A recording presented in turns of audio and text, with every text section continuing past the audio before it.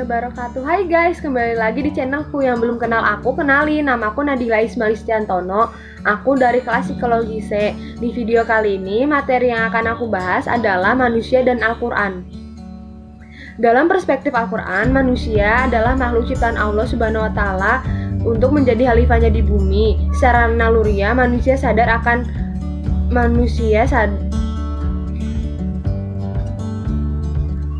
Dalam perspektif Al-Quran, manusia adalah makhluk ciptaan Allah Subhanahu wa Ta'ala untuk menjadi khalifahnya di bumi. Secara naluriah, manusia sadar akan Allah Subhanahu wa Ta'ala. Manusia merdeka memegang amanat dan bertanggung jawab atas dirinya dan dunianya. Keberadaan manusia diawali dengan kelemahan, kemudian berangsur-angsur dia kuat dan sempurna. Yang bisa menenteramkan atau memuaskan dirinya hanyalah dengan mengingat Allah Subhanahu wa Ta'ala. Dalam Al-Quran juga sudah dijelaskan bahwa manusia diciptakan bersifat suka mengeluh dan memiliki sisi positif dan negatif. Sungguh, manusia diciptakan bersifat suka mengeluh. Apabila ditimpa kesusahan, dia berkeluh kesah, dan apabila mendapat kebaikan harta, dia menjadi kikir. Quran Surat Al-Ma'arij ayat 19-21.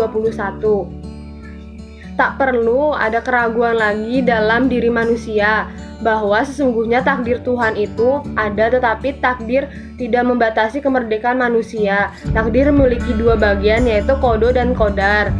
Arti kodo adalah keputusan Tuhan tentang kejadian dan peristiwa, sementara kodar adalah estimasi tentang fenomena dan kejadian. Begitu pula apapun kemerdekaan yang dipunyai manusia itu juga telah diputuskan oleh Allah Subhanahu wa Ta'ala. Dia telah memutuskan agar manusia berakal, berkehendak, dan dalam bidang terbatas kondisi alam dan sosialnya. Manusia cukup mandiri dari kondisi-kondisi ini, sehingga manusia bisa menentukan nasib dan masa depannya sendiri. Selanjutnya, manusia memiliki kelebihan dari makhluk lain. Salah satu buktinya adalah kepatuhan manusia pada Allah Subhanahu wa Ta'ala melalui perjuangan yang berat melawan hawa nafsu dan godaan syaitan, sedangkan kepatuhan malaikat kepada Allah Subhanahu wa Ta'ala karena sudah tabiatnya, sebab malaikat tidak memiliki hawa nafsu. Oleh karena itu, sebagai manusia, makhluk ciptaan Allah, seharusnya kita senantiasa bersyukur atas karunia-Nya dan kasih sayangnya, karena salah satu kunci kesuksesan adalah selalu tetap bersyukur dalam keadaan susah maupun dalam keadaan senang. Manusia juga mempunyai dorongan yang lain. Manusia mempunyai akal dan kehendak, sehingga nasib manusia sangat banyak ditentukan oleh dirinya sendiri. Dengan akal dan kehendak inilah manusia bisa menentukan masa depannya sendiri. Maka dari itu, benda seperti non-organik tidak mempunyai peran apapun dalam menentukan masa depannya. Selanjutnya, manusia mempunyai peran untuk menentukan masa depannya. Peran manusia lebih efektif dan lebih luas dalam menentukan masa depannya. Peran yang sadar dan merdeka.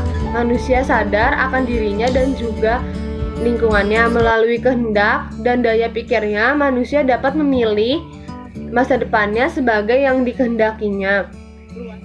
Selanjutnya, luas bidang peran manusia dalam menentukan masa depannya ini terjadi karena dia memiliki tiga sifat khas, yaitu keluasan informasi, keluasan hasrat, dan manusia mempunyai kemampuan khusus untuk membentuk dirinya. Next materi, seluruh lembaga pendidikan, sekolah moral, dan ajaran agama dimaksudkan untuk mengajari manusia cara membentuk masa depannya.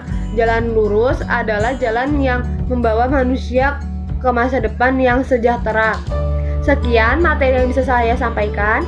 Kurang lebihnya mohon maaf. Wassalamualaikum warahmatullahi wabarakatuh. Jangan lupa like, comment, and subscribe. Kasih.